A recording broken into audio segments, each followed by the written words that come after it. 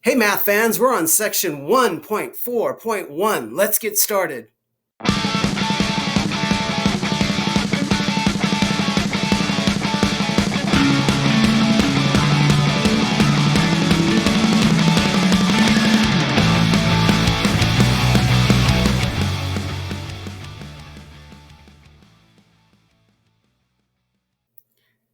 Here's some words you need to know for this section: constraint, inequality, solution set, system of equations, system of inequalities. Pause the video for a moment. I'll get my face out of the way and write down these words. Example 1, determine whether the coordinate pair 2, 9 is a solution to the following system of inequalities. The coordinate pair 2, 9 has two pieces of information. The first is that the x value is equal to 2, and then the y value is equal to 9. If this is truly a solution to the system of inequalities, then that must mean for each of these inequalities, it should make sense. If it makes sense, that means it's a solution and we're happy campers. So let's see if 2, 9 is a solution to this inequality. Is that less than or equal to 11? The answer is yes. So this is a solution to this particular inequality. Is it a solution to the system of all the inequalities? Well, we got to continue. So in this particular problem, I have a 2, that's this 2 right here, but then I have to substitute in the 2 value for x plus 9. And is that less than 16? 4 plus 9 is 13. Is that less than 16? Yes. So far, we have checked both of these inequalities and we're on our way. Let's continue. Well, x is equal to 2. So if I substitute 2 in there, is 2 greater than or equal to 0? The answer is yes. So that one works.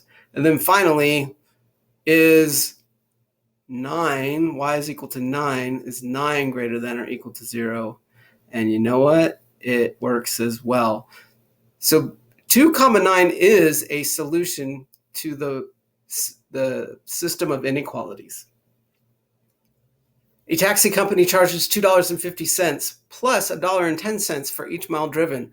Write an equation to represent the situation. Use the equation to determine how far you can travel if you have $10. What is the minimum amount of money you will spend? So here's the big picture. So let's substitute some numbers in there. You got the $10, and then you have $1.10, and we'll let x be the number of miles driven, plus the flat fee of $2.50. Now, how come I wrote the inequality this way? Well, that's because the amount of money you spend has to be less than the amount of money that you have. And let me make one small correction. We can actually make the symbol greater than or equal to. So the $10 has to be greater than, or it could be equal. We could be spending exactly $10. That's okay. And as we continue to solve 6 miles, 6.82 miles we can drive up to before we go over that $10 limit. So in other words, x has to be, the number of miles driven has to be less than 6.82.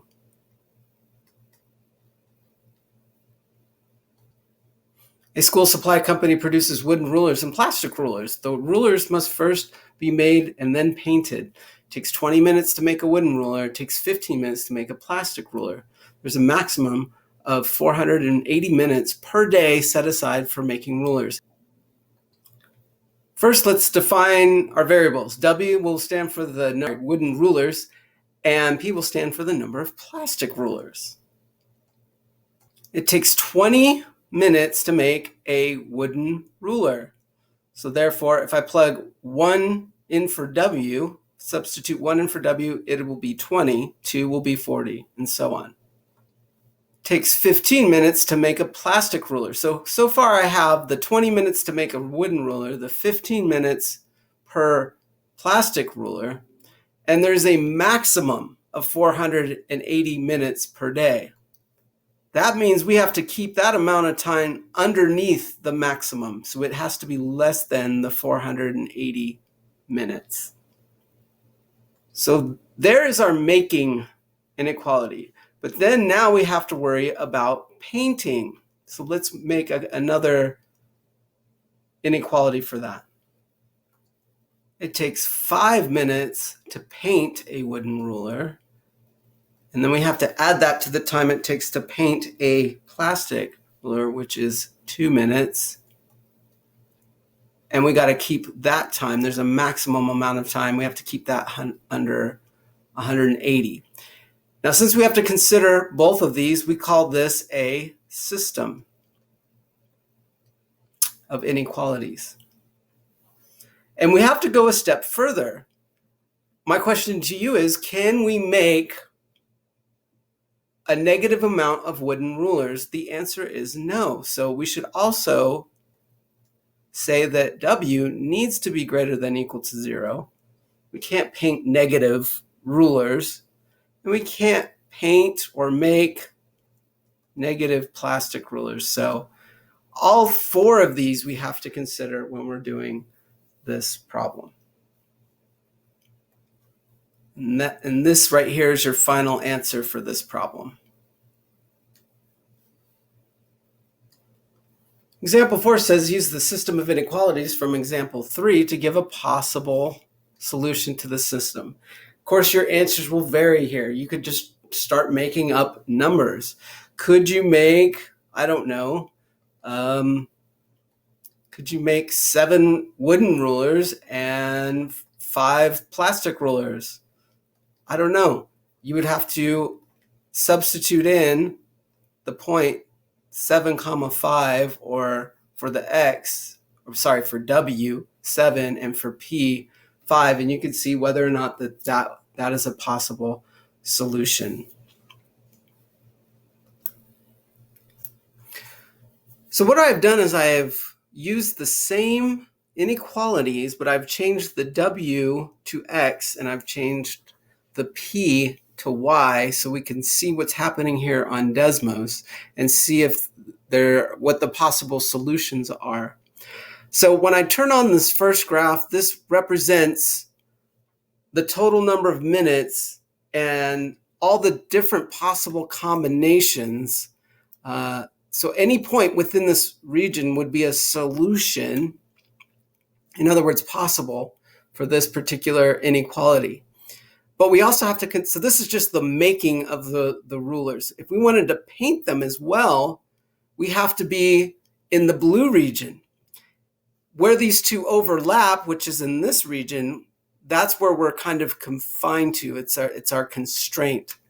And then once I turn on these other two, X, we have to be to the right of the y-axis. That's this X is greater than 0. And above the x-axis, that's this Y is greater than 0.